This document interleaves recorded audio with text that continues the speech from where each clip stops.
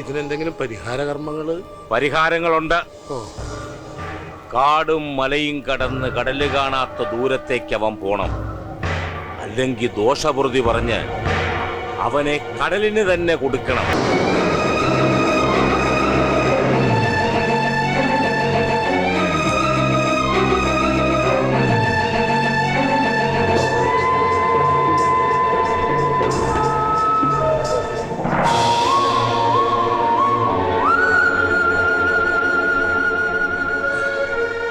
ഇനി എല്ലാവർക്കും പോകാം.